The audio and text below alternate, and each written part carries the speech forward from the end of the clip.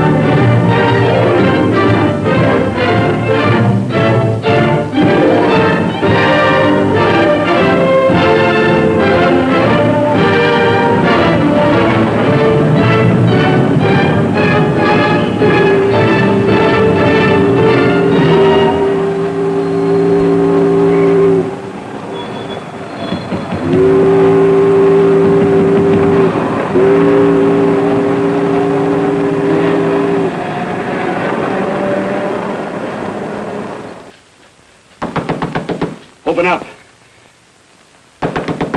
Open this door, I tell you. Open it up or I'll break it down. Where are those men? Where are those men who were here last night? I don't know. There are no men here. Please go away. Don't lie to me. Where are they? Mister, this lady just checked in. Those men aren't here no longer. They checked out the hotel early this morning. Checked out? Please go away. Hello? Please, Mr. Bigelow, my eardrums. Oh, hello, Paula. Your enthusiasm overwhelms me. Why haven't you phoned me, or is there a quota on telephone calls up there? I'm sorry. I've been busy. I'll bet you have. Visiting the museums, no doubt. What's happening up there that's exciting or different? Nothing, not a thing. I'll bet you missed me, but you're too stubborn to admit it. Sure. You know, if you'd like me to come up, I could pack a toothbrush and leave right away. No.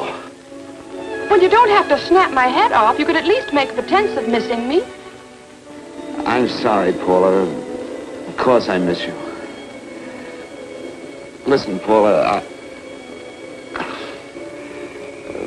Paula, it's just that I don't feel like talking now. I'll call you later. Don't strain yourself. You phone me sometime when you feel more like talking. Oh, by the way, I called that Mr. Phillips back. Phillips? Yes, you know, the man that tried to reach you. Well, I'm afraid you'll never know why it was so important that he speak to you. His office said he died yesterday. Frank, are you there? Did you hear me? Died? When? Yesterday. So you won't have to bother your little head about him anymore. You can just go ahead and have fun. Paula, what did he die from? Do you know? I suppose he died from whatever people usually die from. Well, didn't they tell you? Don't you know? What are you getting so excited about? You said you didn't even know the man. Listen, where's his office located? What difference does it make? You can't talk to him now. I told you the man's dead. Paula, will you stop talking so much and tell me where his office is? All right. It's the Phillips Importing and Exporting Company, Bradbury Building, Los Angeles. Bradbury Building, Los Angeles. That's right. Say, this is really a switch. Listen, if you want to reach me, I'll be in Los Angeles.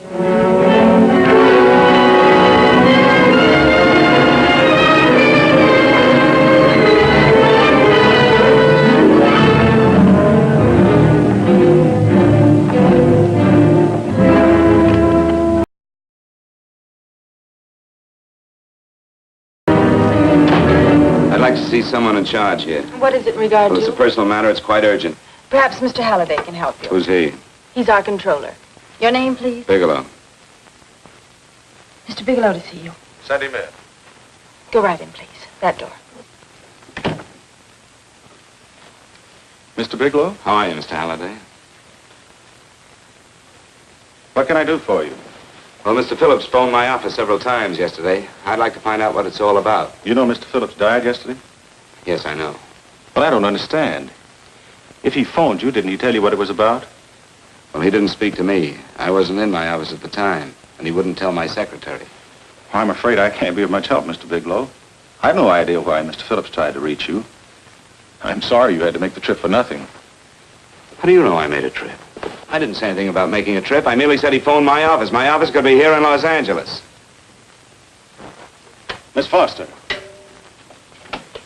Yes? didn't you mention something yesterday about Mr. Phillips speaking with Mr. Bigelow in San Francisco? I said that he had phoned Mr. Bigelow's office in Banning, but that Mr. Bigelow was staying at the St. Francis Hotel in San Francisco.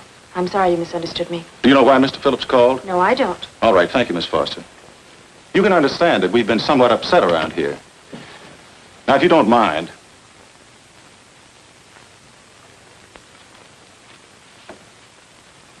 Did Mr. Phillips have a wife, family, anyone that could help me? you can't intrude on people at a time like this just to satisfy some curiosity. It isn't just curiosity. Then I suggest you wait a week or so. I can't wait. Well, I'm sorry you'll have to. Well, there's always a phone book. You're a pretty aggressive fellow, Bigelow. Are you quite sure that this is as important as you make it appear to be? It's important. Mrs. Phillips lives at the Sunset Arms Apartments. Thank you. By the way, what was the cause of Mr. Phillips' death? Suicide. He leaped from the balcony of his apartment.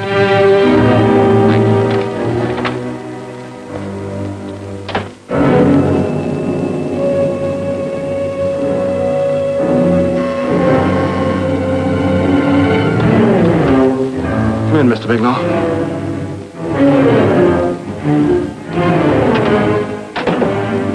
I'm Stanley Phillips, Eugene's brother. Halliday phoned that you were coming.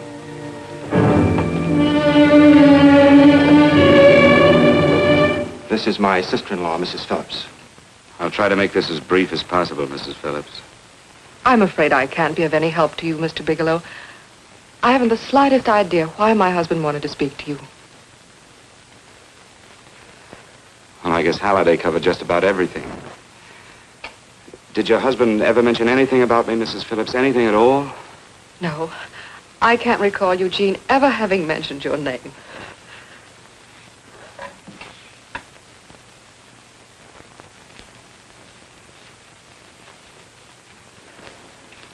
I hate to ask you this, Mrs. Phillips, but it's of vital importance to me. Do you know why your husband committed suicide?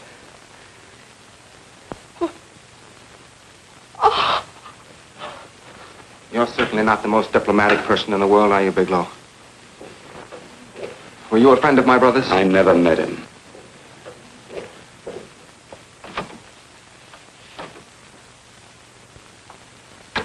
My brother was in a jam, a pretty bad jam. He was arrested 2 days ago. He sold some iridium to a dealer by the name of Majak. It's a very rare metal, very costly. Anyway, the iridium turned out to be stolen. He was released on bail yesterday, but he faced a pretty stiff prison term. Men have committed suicide for less. Yes, I know. That's how the police feel about it. What puzzles me, though, is this crooked deal. Knowing Eugene, you wouldn't say he's the type of man to be mixed up in anything like that, now would you? I told you I never met him. That's right, so you did. Now, what's this all got to do with you, Bigelow? I don't know. Let's come clean with each other, Bigelow. Surely you must have some idea why my brother was so desperate to contact you. I have no idea. That's odd. Then how could it be of such vital importance to you? Well, you seem to know the answer to everything else. Maybe you know the answer to that one, too.